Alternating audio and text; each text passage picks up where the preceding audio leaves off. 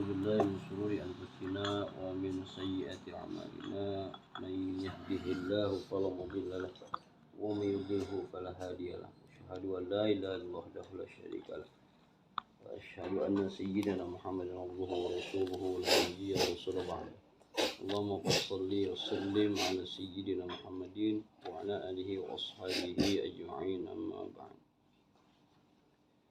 Bismillahirrahmanirrahim. Dasar-dasar pengetahuan umum ibadah. Sekedar perlu kita ketahui, istri kita butuh puisi. Sayang, pulsa listrik habis. AC harus kita servis. Susu anak menipis. Lauk tinggal seiris. Hutang melonjak drastis. Proyek pun lagi kempis. Sisa uang tragis. Tapi semua bisa kita lewati dengan cinta. Apapun kondisi rumah tangga yang sedang kita hadapi. Istrimu butuh puisi. Islam zahir dan batin. Segala sesuatu memiliki dua dimensi. Satu, jasad atau bentuk, dan kedua batin atau ruh. Kalau bentuk ini sifatnya mati atau duniawi atau baharu, sedangkan ruh sifatnya hidup atau ukhrawi atau bako. Bentuk akan hidup ketika terisi oleh ruh. Namun keduanya adalah citra dari kesempurnaan Tuhan, saling melengkapi. Alam semesta adalah bentuknya, lukisan atau goresannya, bentuk yang lahir darinya. Semua berasal darinya, tidak ada yang tidak berasal darinya. Kalau bukan darinya, lalu dari mana datangnya? Hanya saja alam semesta ini berada dalam bentuk lahiriah atau mati. Tapi ada ruh yang membuatnya terus hidup dan berkembang. Alam semesta punya dimensi zahir atau bentuk atau jasad, sekaligus batin atau ruh. Alam semesta bukan Tuhan, tapi ruh yang tersembunyi yang membuatnya hidup, yang meliputi, mencakup dan melekat bersamanya adalah Tuhan itu sendiri. Kalau ada yang menganggap alam ini sakral, semata-mata karena ada ruh yang menyertainya. Kita sebagai manusia juga begitu. Bentuk atau jasadnya bukanlah Tuhan, karena sifatnya mati. Ini adalah individu. Namun ruh Tuhan yang mengisi bentuk, apakah ini bukan individunya sendiri? Memang sinar yang sangat dahsyat terang benderang yang lahir dari matahari bukanlah matahari. Begitu juga bentuk lahiriah kita bukanlah Tuhan, tapi bukankah sinar matahari tidak terpisah dengan matahari? Bukankah bentuk juga emanasi dari sang wujud? Sebab Tuhanlah yang memberi sekaligus menggerakkan bentuk. Segala bentuk berasal darinya. Segala sesuatu merupakan cahaya, replika, limpahan tajallinya. Allah adalah cahaya langit dan bumi. Semua berasal dari ilmunya. Semua terlahir atau menzuhir darinya. Al-Quran juga begitu. Yang tertulis di layar Android, kertas, kulit, tulang, dan kayu adalah bentuknya yang mati. Yang hidup adalah ruhnya. Batin dia yang bersemayam di dalam ayat-ayat itu. Ayat baik kitabi, afaqi ataupun nafsani adalah tanda atau bentuk mati dari yang maha hidup. Kalau sebuah ayat memiliki ruh, barulah menjadi mukjizat. Tanpa ruh, ayat akan kehilangan mukjizat. Yang ditakuti Yang ditakuti iblis atau setan bukan tulisan atau bacaan ayat, melainkan ruh yang mampu kita hadirkan bersamanya. Yang membangun peradaban juga bukan jenis Al-Quran atau teks mati, tapi kitab yang hidup, ruh yang hadir pada para pembawa ayatnya. Ahli kitab ini menenteng kitab, hafalan dan tafsirnya kemana-mana, tapi yang membuat perubahan tetap para ruhullah atau nabi atau rasul yang bahkan tak mengenal teks suci. Syariat juga begitu. Semuanya bentuk mati dari agama. Cara baca, kaidah huruf, model gerak dan sebagainya mati semua. Ini kecuali ada ruh yang menyertainya. Ruh inilah yang menghidupkan segala ibadah, sekaligus menyambungkan kita dengan Allah. Tanpa ruh, ibadah kita akan mati, terkubur dan terkatung-katung di bumi. Pada dasarnya semua kita mati, kecuali kita yang telah mampu menghidupkan objek hati individu kita, agar kita dapat merasakannya hadir atau berdetak atau berdenyut, berzikir, menyebut asmanya yang posisinya di antara dua tulang rongga dada di atas perut kita, sehingga kita dapat merasakan setiap napas yang masuk dari mulut ke tenggorokan kita menyebut al, dan pada saat keluar dari tenggorokan ke mulut kita menyebut Allah, dan lalu yang keluar dari mulut kita hanya hembusan napas kita, hu.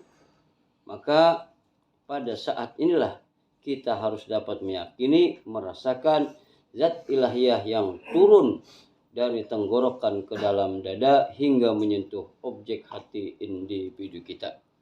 Dan dari sinilah jiwa kita menjadi hidup dan benar-benar terjadi dialog secara langsung dengannya.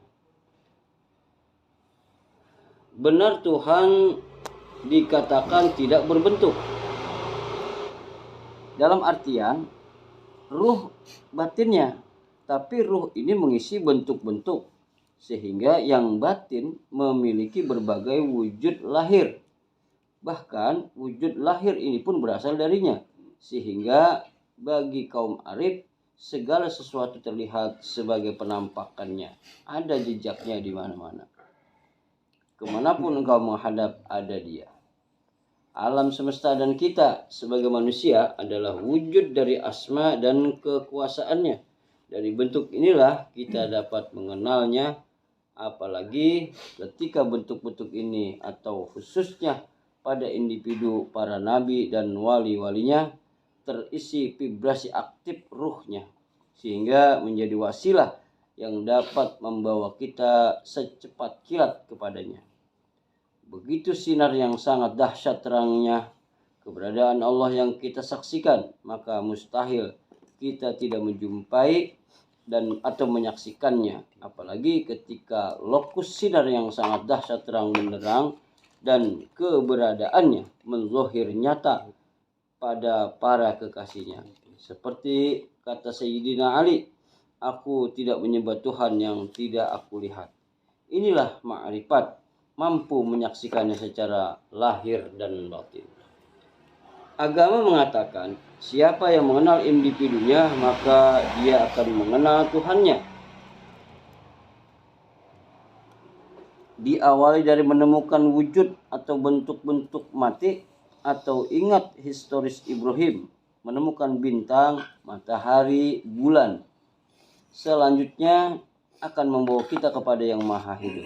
Ini berlaku bagi para pembelajar atau penempuh jalan atau salik. Ada makam atau stage yang akan kita capai. Dari bentuk-bentuk mati sebuah keadaan kepada bentuk-bentuk lain yang hidup, dari menemukan wajah-wajah kita sebagai manusia biasa atau nabi atau wali yang sifatnya baharu, sampai kepada menyaksikan zat yang kekal di balik ini.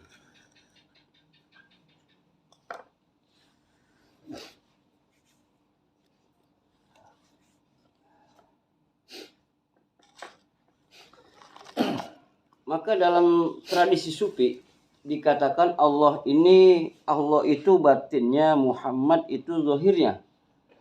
Allah itu batinnya, Muhammad itu zahirnya. Muhammad ini bukan Tuhan, tapi ada Tuhan bersamanya. Bahkan semua omongannya adalah omongan Tuhan. Setiap geraknya pun bernilai ketuhanan atau suci. Karena dia telah dipinjam sebagai bentuknya, maka Allah pun tak segan-segan bersalawat kepadanya. Bahkan Tuhan pun meminjamkan nama kepadanya. Ana Ahmad bila mim. Aku Ahmad tanpa huruf mim. Ahad. Kedua nama ini, Allah dan Muhammad, juga disanding di mana-mana. Bukan bermakna kita ikut menyetarakan antara keduanya. Tapi inilah hubungan wujud dengan bayangan-bayangan, bukanlah. Tapi inilah hubungan wujud dengan bayangan. Bayangan bukanlah wujud. Tetapi si bayang akan bergerak sesuai gerak sang wujud. Saya ulang, bayangan bukanlah wujud. Tetapi si bayang akan bergerak sesuai gerak sang wujud. Kita tentu tidak menyembah Muhammad SAW. Kita tidak menyembah wujud-wujud mati atau zahir atau baharu dari ini semua. Sebagaimana malaikat tidak sujud kepada bentuk dari Adam, karena ini berhala, bisa syirik. Kita hanya sujud kepada sesuatu yang hidup di balik ini, kepada Tuhan atau ruh yang kita bawanya ya.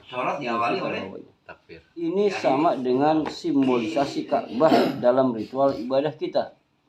Kita tidak ruku dan sujud kepada patung Ka'bah yang tidak memberi manfaat ini.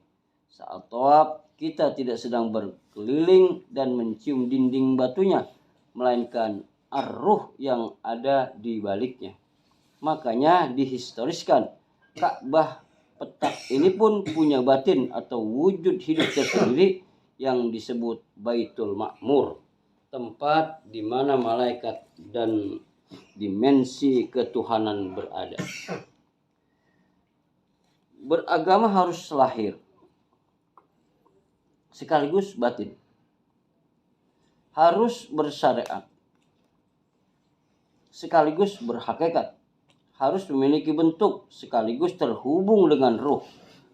Kalau hanya memiliki bentuknya saja, agama akan menjadi berhala, kehilangan dimensi yang hidup atau mukjizat. Kita semua pada hakikatnya adalah makhluk spiritual yang mengendarai fisik. Esensinya dari semuanya adalah Tuhan atau divine spiritual atau ruh yang hadir pada berbagai wadah atau bentuk-bentuk ciptaan ruh yang menempati bentuk. Tanpa ini semua menjadi berhala. Islam yang kafah atau sempurna atau berpower adalah Islam zahir sekaligus batin. Islam terdiri dari bentuk-bentuk duniawi yang bernilai profan dan tapi secret atau berisi ruh. Beragama pada dasarnya adalah usaha menemukan kesakralan pada segala yang profan, menemukan yang maha gaib pada sosok-sosok yang nyata, menemukan Allah pada manusia-manusia utusannya, dan pada ulil amri penerusnya. Beragama adalah ikhtiar menemukan Allah di bumi sebagai jalan untuk sampai kepada Dia yang langit. Walaupun langit dan bumi sebenarnya satu juga, tak terpisah Dia atau ahad. Segala sesuatu pada esensinya adalah manunggal. Kesadaran rendah kita sebagai manusia saja yang membuat segalanya teralienasi dari Tuhan, termasuk individu kita. Zikir adalah jalan untuk kembali menyatukan kesadaran makro dan mikrokosmik ini. Bahkan ketika kita sadar bahwa ruh dan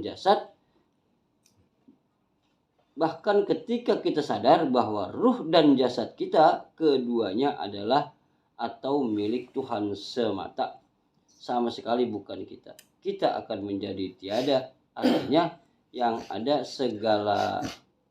secara total atau absolut hanya Dia. Disitulah awal dari lahirnya mukjizat pada individu kita. Maka juga perlu kita ketahui, napas adalah rahasia dari hidup dan kehidupan kita.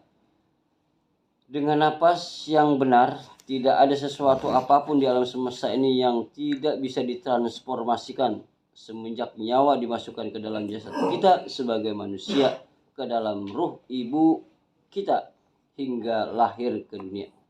Tidak sedetik pun napas kita berhenti berzikir kepada individu kita, si empunya individu atau Tuhan alam semesta. Maka kini yang menjadi pertanyaan kita yaitu, apakah yang disebut nyawa? Nyawa adalah napas rahasia. Nyawa itu dijadikan dari zauhar basita. Jika hilang nyawa di antara jasmani dan rohani kita, maka kita seseorang ini akan mengalami apa yang disebut mati. Dan bahwa sesungguhnya nyawa ini terdiri dari 4 unsur kehidupan. Napas, anpas, tanapas, nupus. Napas, anpas, tanapas, nupus. Dia sesungguhnya hidup. Napas ini bukan anpas. Hidup anpas ini karena tanapas. Dan hidup tanapas ini karena nupus. Dan hidup nupus ini dengan rahasia. Dan rahasia ini adalah individu rahasia Allah Subhanahu wa ta'ala. Yaitu individu batin kita. Seperti firman Allah Subhanahu wa ta'ala dalam hadis qudsi yang artinya, manusia adalah rahasiaku dan dirikanlah rahasiamu. Dan dirikulah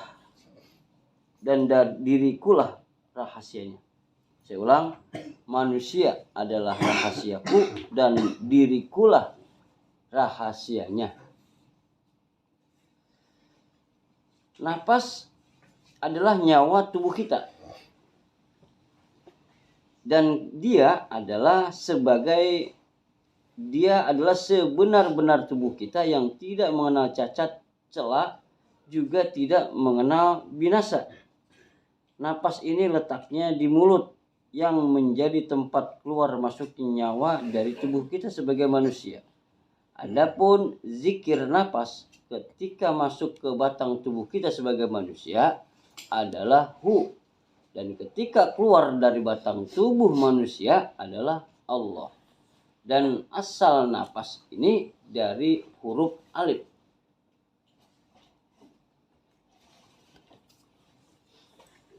Anpas adalah sejatinya hati nurani yang menjadi nilai kepada Allah Subhanahu wa ta'ala. Anpas ini letaknya di hidung yang menjadi tempat keluar masuknya rahasia dari tubuh kita sebagai manusia. Adapun zikir anpas ketika masuk ke batang tubuh kita sebagai manusia adalah hu, dan ketika keluar dari batang tubuh kita sebagai manusia adalah Allah.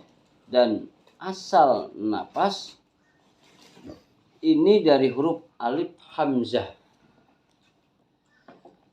Tanapas adalah sebenar-benar individu kita yang berdiam di dalam fuad. Adapun zikir tanapas tetap diam dengan hu Allah. Dan asal tanapas ini dari huruf alif hamzah baris bawah. Nupus adalah sebenar-benar rahasia, yaitu af'al kepada zat Allah Subhanahu wa ta'ala. Nupus tempatnya di dalam tubuh kita sebagai manusia. Dia tidak keluar, tidak ke kanan, tidak ke kiri, tidak ke atas, tidak ke bawah, tidak di depan, tidak ke belakang. Dia adalah alif pada tubuh insan yang meliputi sekalian tubuh manusia. Adapun zikir nufus tetap diam dan terdiri dari huruf alif, hamzah baris depan. Nufus berada di katup jantung, dan bahwa sesungguhnya barang siapa yang tidak menemukan dan memahami hakikat zikir nafas, maka sesungguhnya kita ini tidaklah dapat mencapai makom sholahu daib atau sholat daib. Adapun napas kita sebagai anak yang masih di dalam kandungan rahim ibu kita, tidak keluar masuk melalui hidung dan mulutnya karena belum ada napas dan anfas, melainkan bernapas dengan tanapas dan nufus. Jadi zikir rahasia napas ini adalah a